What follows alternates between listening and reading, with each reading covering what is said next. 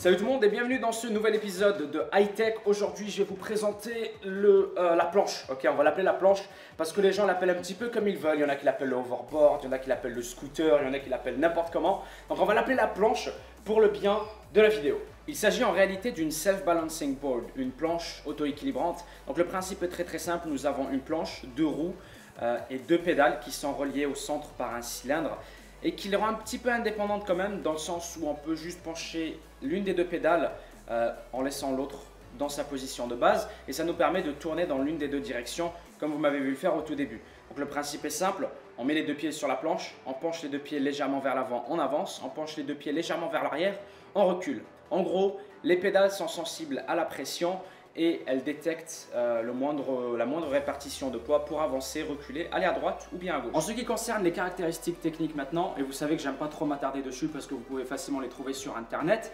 j'aimerais quand même souligner quelques informations importantes, notamment l'autonomie de la batterie qui elle est d'à peu près 15-20 km, dépendant vraiment de la charge, de la personne qui est dessus, de la vitesse à laquelle vous allez, mais il faut compter à peu près une quinzaine de kilomètres avant de devoir recharger la batterie.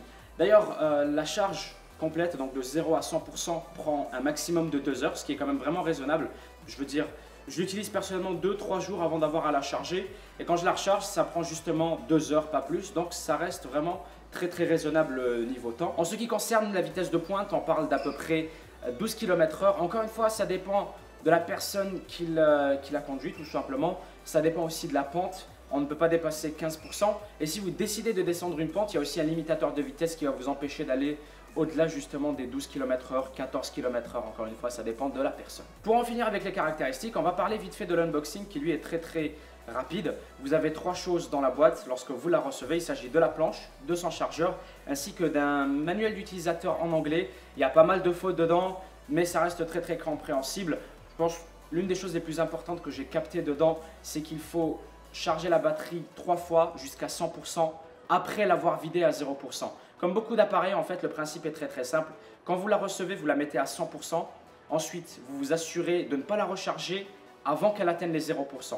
Vous la remontez à 100%, 0%, 100%, 0%. Vous jonglez comme ça 3 fois pour assurer une bonne durée de vie de la batterie ainsi qu'une efficacité maximale. J'ai pas fini de vous ennuyer, mais cette fois-ci, c'est vraiment pour votre bien. Avant de sauter à la phase fun, divertissement, vous montrer la planche, faire quelques petits trucs avec, je tenais à souligner un petit détail, un gros détail qui est vachement important, et il s'agit de la grosse arnaque autour de cette planche.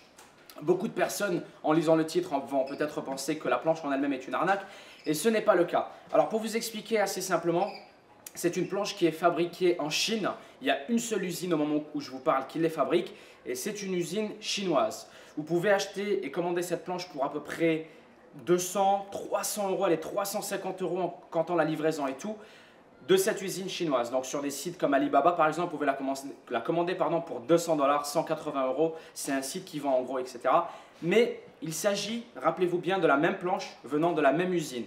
Vous la trouverez sur eBay à même 400, 500 euros. Mais le pire, ce sont certains entrepreneurs, comme ils se disent, certaines compagnies qui se disent fabricants de ces planches-là, qui en réalité ne sont qu'une grosse arnaque. Alors leur procédé est très simple. Ils vont commander ces planches-là de Alibaba pour 200 $ la planche, à peu près 180 euros. Ils vont mettre des autocollants dessus, et j'abuse même pas, rien de plus qu'un autocollant. Ils vont même pas changer quoi que ce soit dedans. Ils vont mettre un autocollant dessus, les mettre en vente sur leur site en les appelant les Cyborg, en les appelant les Swagboard, en les appelant les Ninja Board. Vous allez avoir plein de noms, plein de sites qui soi-disant vendent leurs propres planches révolutionnaires, mais on parle d'exactement la même planche que celle-ci qui m'a coûté moins de 300 euros pour le prix de 800 à 1500 euros sur certains sites. C'est complètement ridicule et je suis là pour vous avertir. Vous voyez plein de stars les utiliser, vous voyez plein de personnes sur Twitter, sur Vine, sur Facebook s'en vanter et dire j'ai acheté sur telle compagnie, sur telle marque. Et vous vous dites oh quelle marque je vais choisir, je ne sais pas lequel prendre, il y a tellement de différentes marques. Alors qu'en réalité il n'y a qu'une seule et unique marque, c'est la marque chinoise. Et elles sont toutes fabriquées dans la même usine, avec le même procédé et avec le même contrôle de qualité. Donc que vous payez 1500 euros ou bien 250 euros, vous avez exactement le même produit. C'est la petite parenthèse que je voulais faire. Je vous laisserai quelques liens dans la description pour vous guider. Je n'ai pas précisément un seul lien à vous montrer, mais je tenais à vous avertir. Ne vous faites pas arnaquer par toutes ces personnes qui profitent de leur popularité pour faire 500, 600, 800% de bénéfices qui est complètement ridicule. Donc c'était la petite parenthèse, on peut passer un petit peu à plus de fun désormais. La prise en main, ou devrais-je dire la prise en pied, est relativement rapide. On parle de 15 à 30 minutes avant d'apprendre à vraiment bien contrôler le machin. En fait, il s'agit de confiance parce qu'on monte au début et le fait que ce soit auto-équilibrant est vraiment déconcertant au début. Je veux dire, on monte dessus et la planche ne tombe pas. La planche ne tombera jamais lorsqu'on sera dessus. La seule personne qui puisse tomber, la seule chose qui puisse tomber, c'est nous-mêmes. Et c'est ça en fait qu'il faut comprendre pour commencer un petit peu à faire confiance à la planche. Et la plupart des personnes qui l'ont essayé, je leur disais la même chose. Pensez à aller vers l'avant et vous allez aller vers l'avant. Parce que c'est des réflexes naturels que de pencher un petit peu les pieds vers l'avant, pencher un petit peu les pieds vers l'arrière, aller à droite, aller à gauche avec un des deux pieds seulement. Donc ça reste très facile à prendre en main, quelques minutes et le tour est joué.